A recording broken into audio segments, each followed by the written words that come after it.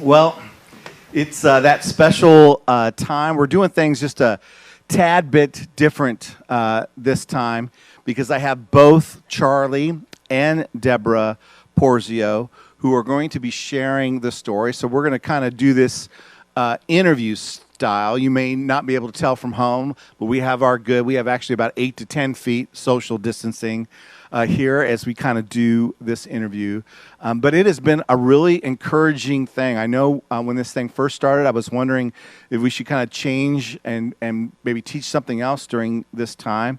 But I really felt like the Lord was saying, no, I knew what was coming. I laid this on your heart. And it has been so encouraging to get to know our family this way, to get to know these stories. I was telling somebody earlier this week that we often come with this silly thinking in our head that the person on our right and left somehow has it more together than we do. And they don't have the past that we do. And one of the encouraging things is to realize we are all people and we all have a story and we have all drastically, not a little bit, drastically fall short of the glory of God and His standard. And what a blessing it is to have Christ in our lives in that respect. And that's one of the reasons I'm so excited about this time today with Debra and Charlie. They have really been an encouragement to me as I've got to see them grow in the Lord and hear bits of their story. And I'm excited that you get to hear it as well. And so, Debra, I'm actually going to start with you. Why don't you just kind of give us, if you would, an overview of your childhood and your upbringing. Thanks, Joel. I'll just say I'm super nervous, which is really weird because it's not full. So I'll just put this out there, and I know that my family is watching, which also makes me nervous, and friends. But my childhood, I wasn't raised in a house with. I wasn't raised in the church. My parents went to church, and then by the time I was 3 years old, they had stopped. And so I was raised that God was around, but it wasn't the God that I know today. More Holy Spirit, nature, kind of, that God's everywhere. But it was funny because I used to read the Bible as a kid. I used to read my parents' book of common prayer. Somehow that was in me. And then, and I used to pray. When I hit 14, I discovered drugs and alcohol, and I lost that contact with God until I got sober 10 years later. And even then, I didn't. I came into 12-step rooms and was told I needed to find a power greater than myself. And I was like, I don't want to hang out with all these Jesus freaks. And now I am one. But yeah, so I went, that's like how I was raised. And I just kind of, through the years in 12-step programs, I had all different kinds of gods. I had a tree. And I actually saw that tree a year ago on a hike. I had like in a meditation, I kind of had the tree come wrap around me, and I saw that tree on a hike. And it was pretty cool. But I had the tree, I had the doorknob. I heard GOD, group of drunks, good orderly direction, and I used all different, I had all different kinds of higher powers. And then finally came back to the God of my childhood. So you said around 14 you discovered drugs and alcohol. Was there something in particular other than you're 14? 14's A, kind of young, and B, it sounds to me like you really went for it. Yeah. So was there something going on in life? I mean, how did that road look like? I pretty much came into this world having to be perfect, feeling like I had to be perfect, and feeling like pretty much like I was from another planet. Like I didn't belong.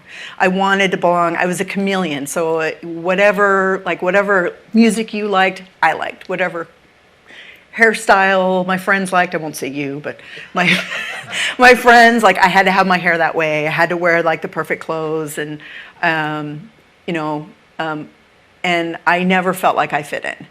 And so when I was 14, I remember my very first drunk. I was at a party, and it was one beer, but that one beer changed. I was at a party, someone had brought beer to a party, and me and my bestie at the time walked down to this van where they had the beer.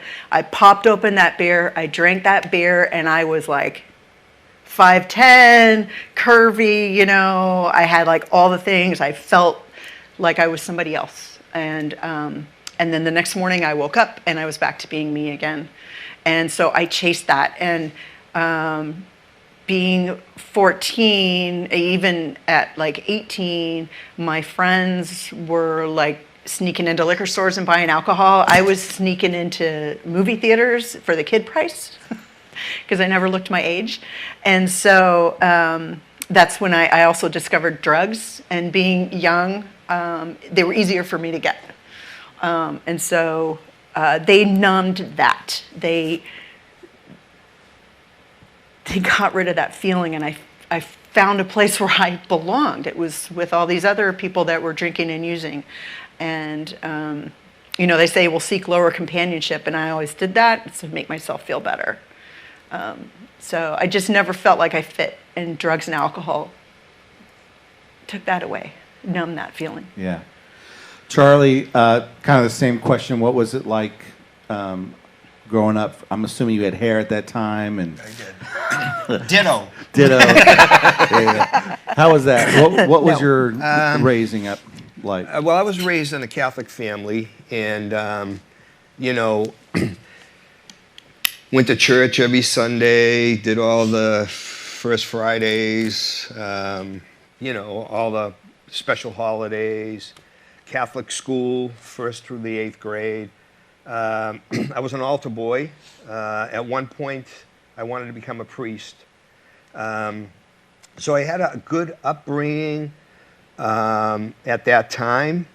But while I was an altar boy, because I can only remember, this is when I started drinking, was I would wait till the priest left. Now, you have to remember, when I was an altar boy, I was still like in like 6th grade or something like that, or even younger.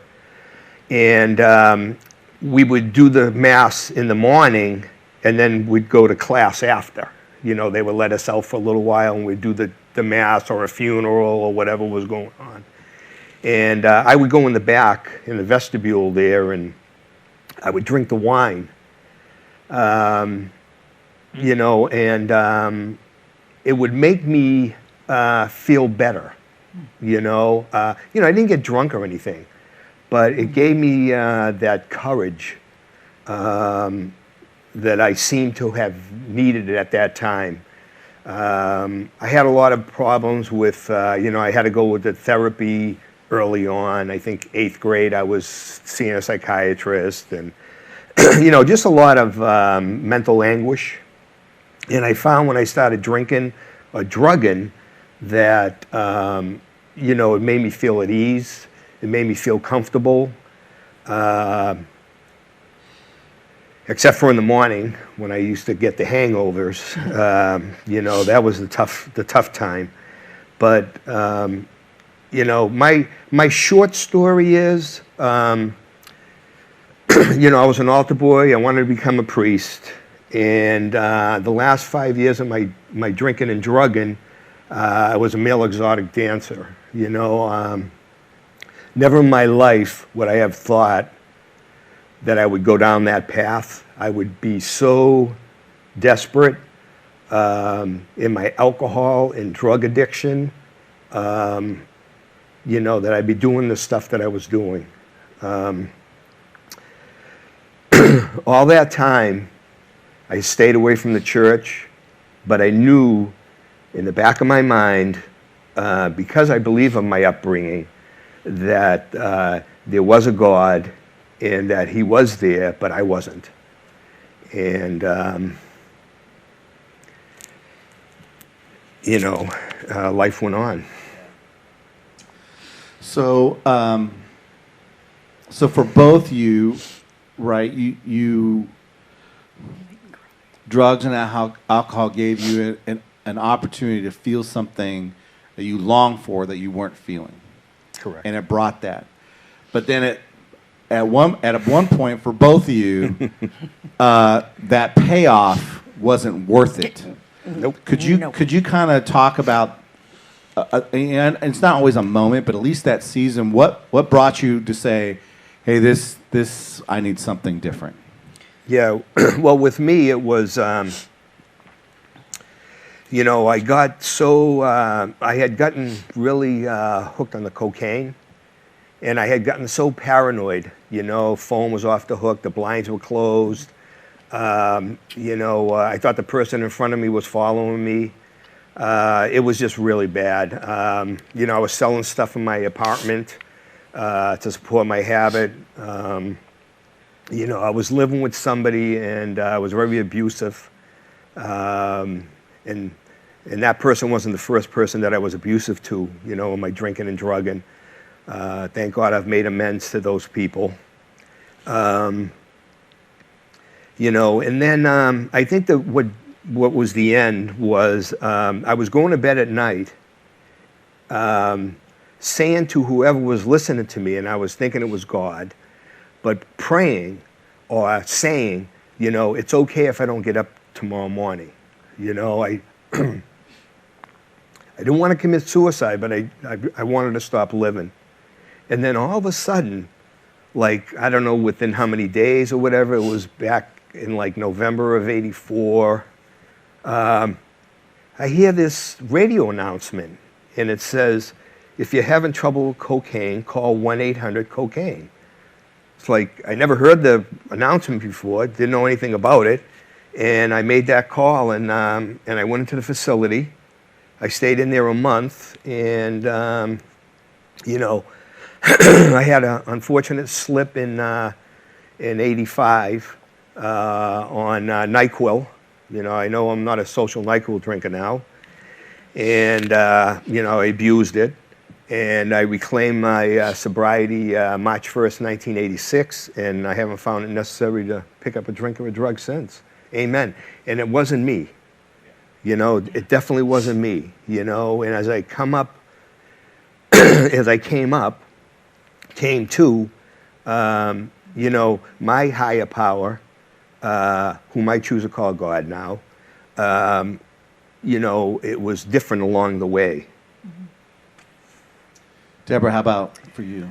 Yeah, I'm kind of the same as Charlie. I definitely was not an exotic dancer. But been. I could have been. I didn't. Had my own things. I was enrolled at Foothill College. I say enrolled because I would drive up there, I would park my car, and I couldn't even make it through a class, like an hour without. My big thing at the end was cocaine as well, and I couldn't make it. I couldn't make it through, and I wanted to quit so badly, but I'd go like a day or two, and I had like different dealers that I would go to because I didn't want them to know how much I was doing, and I wanted to quit. There were times I would flush it, and I wanted to stop so badly, but like I go a day or two, maybe 3 days, and the feelings would come back, and they would just get overwhelmed, and I couldn't deal with it anymore. And so, and I just wanted to stop. And I like Charlie, my parents' house is living at home, and the trains go by the backyard, and every time, and the cops would go by, I'd see sirens. It's a busy street, and I would think they were coming for me. I hadn't done anything, and I just wanted to stop so badly. And I was living at home, and my parents were gone for some reason, and it was Thanksgiving, and I got a letter from the bank saying that they were going to repossess my car. Now, this girl, having grown up perfect, my parents were giving me the money to make my car payments, and I was putting it up my nose. And I knew I was caught. I knew there was nothing I could do, and that gave me it gave me a reason to reach out and ask for help. And I called an old roommate, or a friend actually. She wasn't my roommate till later. I called her and asked her for help because I knew she had been around the rooms. And she hooked me up with her ex-husband, who was also an addict. And he told me things like, it's talking to you, isn't it? Like, he told me what I was feeling, and I thought I was the only person that felt like that. That's why I never reached out, because I didn't think anybody understood. I didn't think anybody felt like I did. That's part of the reason why I drank and used. And when he spoke to me, when he told me that, I was blown away, because like somebody understood. And I went to my first meeting a couple days later, and people reached out to me and gave me their phone numbers, and I found out that I did belong, and I found a place where I belonged. And like I said, I fought the higher power thing for a long time. And I had this wonderful sponsor who was studying to become a Lutheran minister. And she was so patient with me. She's still in my life today. And we all have our own paths, but it really hit bottom. I'm grateful that I didn't have the health problems. I'm grateful that I never went to jail. I never, and for all the times I drove home with one eye closed, trying to see the roads, not double. I should not be here, but God, God saw fit to keep me here, because I really shouldn't be here. I had myself convinced that my heart would not beat unless I did cocaine. Now that is sick. Okay, so they both started using. They both hit a version of bottom, I guess you could say, and they got involved in this 12-step program. And then in that program, you guys somehow got connected. Could you just kind of give us the little bit of that story? So when Charlie moved here from Boston in '91, I remember him showing up, because they always ask for like visitors or new people. And I remember him standing up at this meeting I went to, and my only experience with people from the East Coast was negative. And so when he stood up and introduced himself as a visitor, or just moving here, I thought, that guy is a fill in the blank. And it wasn't nice. But I'd see him around, and he and I used to go to the same meeting on Wednesday nights. And he and I would both get there early, and we'd hang out by the coffee pot. He would drink coffee, I'd eat all the cookies. And we just started talking, and so he always used to ask me what perfume I was wearing, which I don't even wear that anymore, but and I thought it was a come on line, but come to realize he can't remember anything. So he really couldn't remember. And so he always used to ask me, because he liked the smell. And so, I still don't remember. And so what ended up happening was, we were at a dance, and it was a meeting and a dance. And he went up. There were like 12 of us girls that were all single, and we used to dance together. And God bless any guy that wanted to come dance with us, because we'd dance in a circle. And I didn't even think about the fact that he was there dancing with us the whole time. And he ended up asking me out, and we went out on a date like a week later, and the rest is history. You don't want to add anything to that, Charlie? No, it's pretty much what it was. Pretty much what it was. I proposed to her like 4 months later. I knew she was the one, and we've been married now for how long? It'll be 26 years in June. 26 years in June. 18th. Good job. You remember that part. Yeah, that's the most important part. Okay, along this line, we talked about this earlier, and sometimes for some folks, they can remember a point in time where they really kind of crossed over into faith. But for a lot of folks, it's more like a journey. And Charlie, you in particular kind of shared, right? You started with at least a basic concept of who God was. Basic, yeah. But could you both kind of describe your spiritual journey to where you finally got to the place where I not just have a higher power, but I know that higher power is the God of the Bible who's expressed himself through his son Christ? Okay, after you. Great. I think for me, like I said, I had all these different higher powers. And at some point, well, when we got married, Charlie wanted to get married in the Catholic Church. And I was like, I'm not getting married in the Catholic Church. They're going to make me become Catholic. And luckily, we had this amazing priest. We got married. The priest was amazing. And God, he's not here anymore. And he was just an amazing man. He was not like your typical Catholic priest. And he said, when we met with him, he said, I'm not going to make you promise anything. Like, I'm not going to make you. And I was worried, like, if we had kids, we'd have to raise them Catholic. He says, no. He says, if it comes down to, like, your marriage, and your marriage comes first. And I just loved this man. He was amazing. Mm-hmm. He offered to come talk to my parents because I didn't know how they would feel about me getting married in the church, having left the church. Now my parents are like, my parents even come here for events. So I started going to Catholic church, and I really liked it. And so a year after we got married, I started hearing about this woman got up and shared her experience through RCIA, which is Rite of Christian Initiation for Adults. And it's what you go through to become Catholic. And so I decided that I really wanted to do that. And so I went through from September until the Easter Vigil. I went to classes every Thursday and did all this studying. I used to come home and quiz him because he didn't know anything. Having been raised in the church, I would quiz him. And so he learned with me. And so on Easter in '96, I received the sacraments in the Catholic Church. And then 2 years later, I experienced a weekend retreat called Cursillo. It's originated in Spain. And it's a really intensive, it's not even a retreat. It's like an intense Christian weekend. You hear talks from lay people, clergy, there's events, there's things that happen. It's magical, and it changed my life. And I would say that I had something happen on that weekend on Saturday night where we were all gathered together for a meal, and they had bread and wine. And at the time, I didn't eat flour or sugar.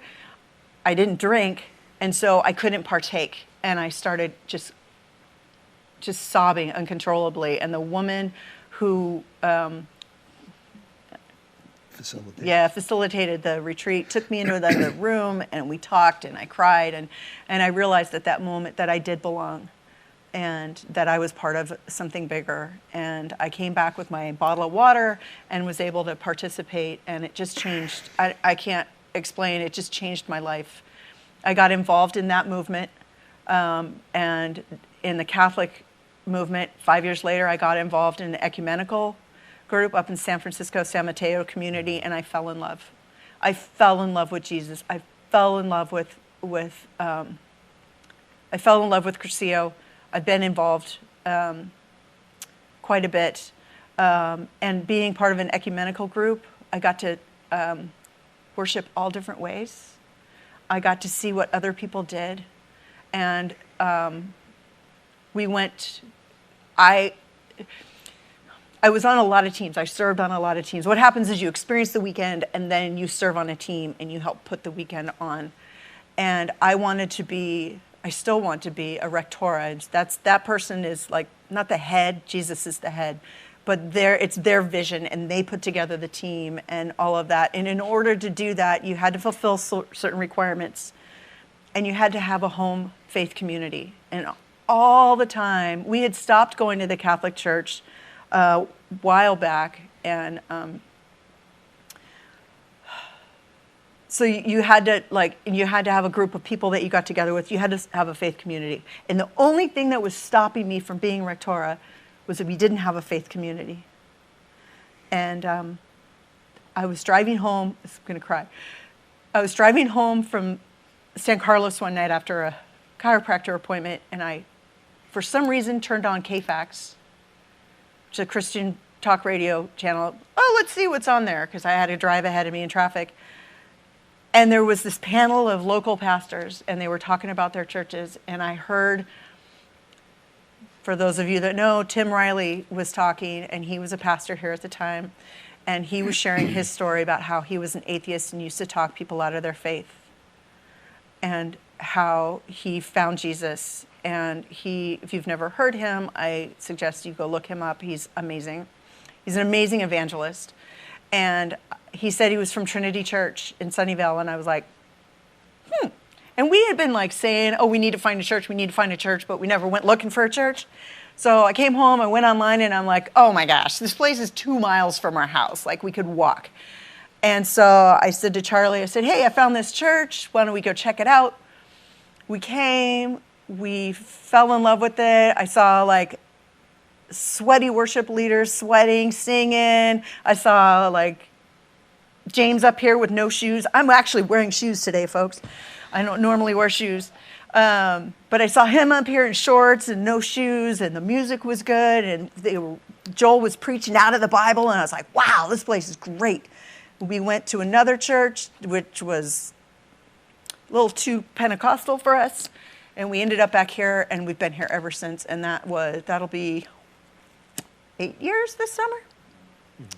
So, and coming here, it's just like, I've been fed. Like, I love Jesus. I had a God. I had like God, I had Holy Spirit, but now I'm getting to know Jesus. So. Great. Charlie? Well, I think she knows Jesus better than I do. No. But I'm working on it. And I, too, attended Crescio, and I too, worked on several of them. But I really think the turning point was coming here, and then when we got baptized, because it was like an all of a sudden thing. I'm going to let Deb explain, because she does a better explanation of it, just the baptism thing. Yeah.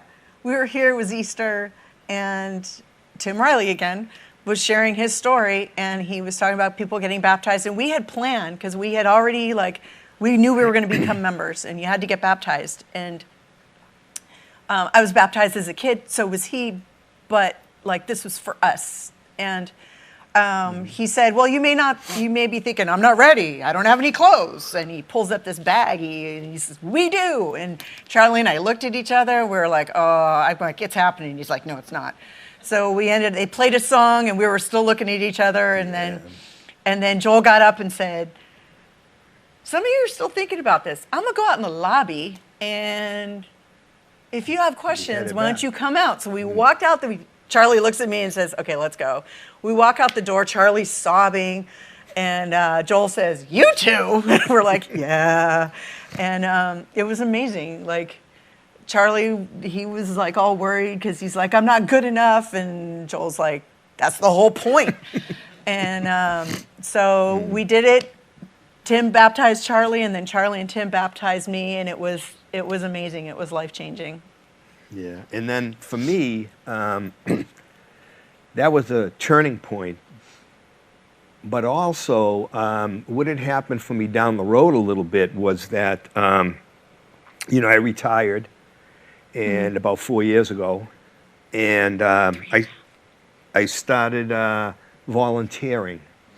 And, I started volunteering, bringing 12-step meetings into, I had been doing it in the jails, but then I started volunteering to bring it into the psych ward at Stanford. And what had happened was, after a few times, they didn't really need me, because there was other people that were doing it, and I was kind of like a fill-in. So I went to the volunteer department, and I said, I had all this training, and I need to be doing more. I don't know what I need, but I need to be doing more. And they came back with, well, we have what we call a spirituality department. You might want to check with them. I thought, oh, well, okay, I'll check with them, I didn't think anything of it. And so what had happened was I ended up They're located in the basement. And I went down and the coordinator down there, and they asked me, would you be interested in sitting with people that are dying? And like, it just, I don't know, like God was like right there with me, you know, because I says, yeah, I can do that, you know. And I only get emotional when I talk about it, you know, when I'm doing God's work there and sitting with people. You know, I'm fine, you know, and I come out of there fine. But now talking about it, it just brings up a lot of emotion and all the people I've sat with. But I find myself, when I'm there, God is with me, really with me. And I've experienced things that is hard to explain. I've talked to people that wasn't talking when I walked in the room. I've seen people come out of their unconsciousness. And I've had families tell me after I've left that they remembered me, you know, the people in their family. Because not all the folks that I sit with are completely without family. Family has to work. They can't be there all the time. I do a lot of overnight stuff when the family needs to sleep, you know. And, you know, it just continued. And then I decided to do hospice. I ended up working for a facility, and I do a lot of vigil work there. And I don't know, I'm really grateful for the life I have today. If I had wrote down what I wanted from life in 2020, I would have like shortchanged myself big time. You know, I would have came up real short, you know, because of the stuff that I have today. You know, just to be married, how many years? 26 years. Sorry, I'm just a little nervous. To be married 26 years, I couldn't be in a relationship for, you know, sometime. I think the longest relationship I had like 3 or 4 years. You know, and, you know, we get along really well. You know, she does her thing, I do my thing. We do our thing together. And a lot of communication. You know, we both love our church. Deb does worship here. Up until several months ago, I was also helping with the Sunday school. You know, I want to finish with this on the Sunday school thing. When I got sober back in Boston in 91, no, not 91, that's when I came here, 86, I started teaching Sunday school. And I remember walking into the classroom, and this is Catholic Sunday school, and opening the catechism book. You know, it was all written out plan. But it wasn't, when I came here and started teaching Sunday school on my own previously here, it was all out of the Bible. You know, and I was thinking how lucky these kids were that were able to get that, what I didn't get, you know, and give back then. It's just been amazing. It's an amazing journey to hear some of these kids in here. It's just unbelievable, you know. They're really, really spiritual gifted. You know, and they start them off at an early age, and, you know, hopefully they don't have to see the road that I saw. So second, I'm going to come back to you guys and for any last thoughts. So I want to give you a minute to think about that. But 2 Corinthians 5:17 says, "Therefore, if anyone is in Christ, he or she is a new creation. The old is gone and the new has come. And that's one of the reasons I really love their story, is because it's a great example of being a new creation. Now, in this lifetime, that doesn't mean we're not still wrestling with the old flesh and some of those old tapes we often talk about. But it does mean that we have a new master. We have a Holy Spirit which can do things in us and through us that we don't have the power to do ourselves.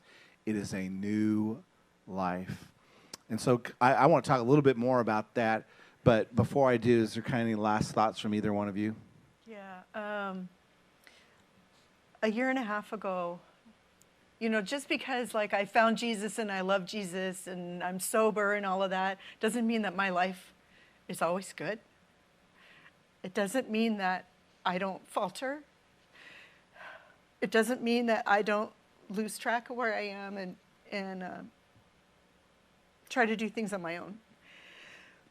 A year and a half ago, I had a nervous breakdown. I was working a job. I was working 60 hours a week. I was trying to please my boss. I felt like there was nothing that I could do to please her. The more I did, the worse it got. And I finally broke. And when I think about how did I do this job for 14 years, I have no idea. I've got a high tolerance for pain, good addict that I am.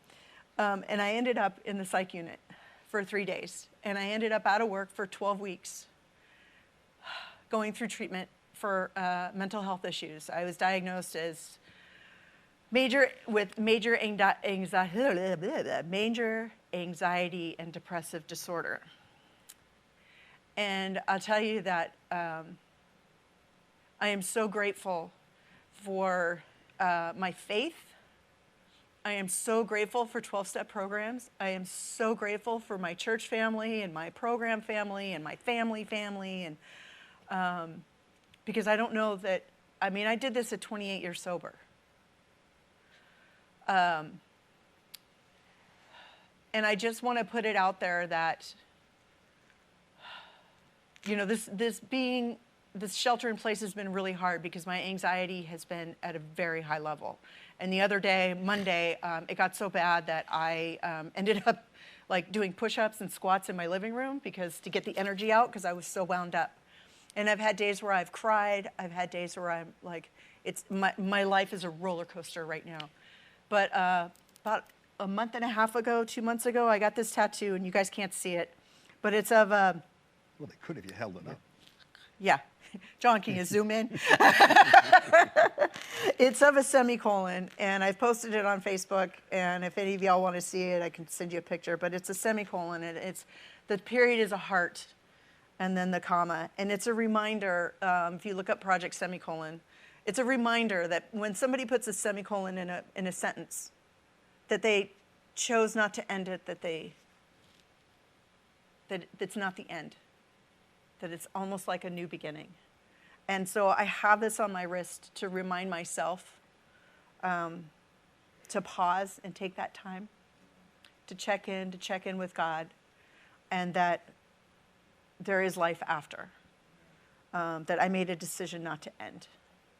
And I put it on my wrist, and I realized I put it on my right wrist so that when I'm shaking hands with someone, when this is all over, that they will see it. And that when I'm at work, that the students can see it. And I'm not ashamed. And if anybody out there is struggling with anything, addiction, mental illness, I want to break the stigma. And I'm not ashamed of what I went through, and it's helped me to be a better person, and it's helped me to get closer to God, because I had no idea what my life was going to look like when I had that breakdown. It was a minute at a time. Had no clue. I was going to treatment going, I don't know if I'm going back to my job. I don't know if I'll have a job. I don't know what's going to happen. But I had to trust every day that God was taking care of me. And I've never felt so sheltered and so secure in not knowing. That was amazing not to know and to just trust God. And so I'm trying to carry that on, especially now with this whole shelter in place and coronavirus. So we don't know what's going to happen. But I have that faith that God's going to take care of us no matter what. Amen. Any last words on your behalf, Charlie? Ditto on what Deb said. I have a semicolon myself. Like 12 years ago, I ended up locked up in a in a psych ward for a week, and I wanted to commit suicide. I had some issues at work, and You were diagnosed. yeah, and I was finally diagnosed with. I was always on depression medicines for years, but I was finally diagnosed with bipolar. And so, anyways, when I got out of there, I started working the 12 steps again. I started doing different things. I ended up getting a different job within the same company, but a lot less stress. And, Me too. I ended up retiring, and life's good now, And the last thing I want to say is, if you're looking for a church, this is a plug for Trinity. Yeah. No, I'm serious. Hey, check it out. We're right down here on Mathilda and Maud. We got great people here. Broken people, non-judgmental. We have a lot of fun. We have a lot of serious times. If you want to get into the Word, you want to get into small groups, we got it all. We also have a huge building on the side. It's a Gateway Community Center, and we do a lot of good stuff for the kids too. If you got children, they have PAL program over there. The police department's over there with them. After school, we have after school programs.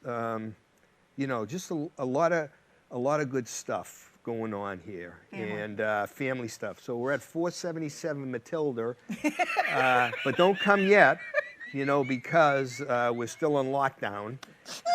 And but as soon as we get off of lockdown, please come see us. All right. Well, thank you very much, Charlie and Deborah, for sharing and being willing to share your story. I appreciate that. I mentioned earlier 2 Corinthians 5:17. It goes on to say in verse 18 that all this, us being a new creation, is from God, who reconciled us to himself through Christ and gave us the ministry of reconciliation. And what that is basically saying is that it's God's work, not ours. God is the one who reconciles us to himself. He made the initiation through Christ. He's the one who's got the power to make us whole. We don't have to wash in order to come to him. He does the washing. And then in return, he asks us to share what he has done in our lives with other people. Just share our stories. And that's one of the reasons I appreciate Deborah and Charlie, is that they are so willing to share their story. And Paul even talks about what is this good news. In verse 19, he says, the good news is that God was reconciling the world to himself in Christ, Christ being the one that he promised. It was Jesus, not counting mankind's sins against them. And therefore, he has committed us this message. And then this is how it ends in verse 20, because this, I really think, exemplifies Charlie and Deborah. He says, we are therefore, because of what God has done, because of his work in our lives, we are therefore Christ's ambassadors. We represent him now, as though God were making an appeal through us. We implore you, says Paul, on Christ's behalf, be reconciled to God. And that's what I love about this story, is it says, we implore you. We've made the mistakes. We've used the drugs. We've dealt with the mental health issues. We did the dance.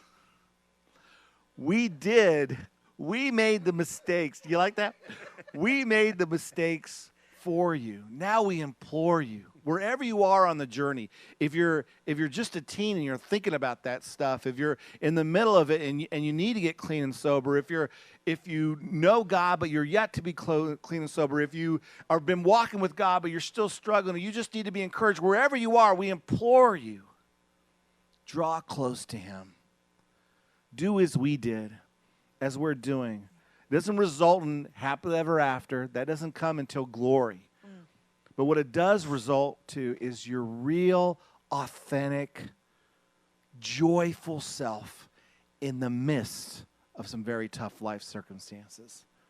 I love their story, and I hope that you were encouraged by it as well. Let me just give you a blessing as we kind of close up, or ask God really to give the blessing as we close up this time.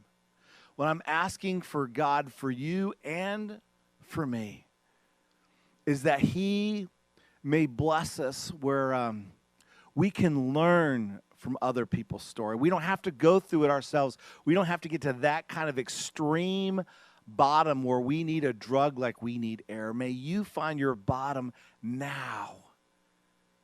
And rather than looking to nature or the government or your bank account or some other spiritual guru, that you may look to the power greater than all other powers, the creator of heaven and earth, who sent his son to pay a price for our shortcomings and then raised from the dead that we too may be raised to new life. May you be blessed with that outcome, and may it make all the difference in the world this week despite your challenges.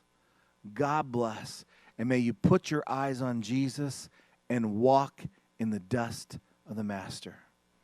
We'll see you all online.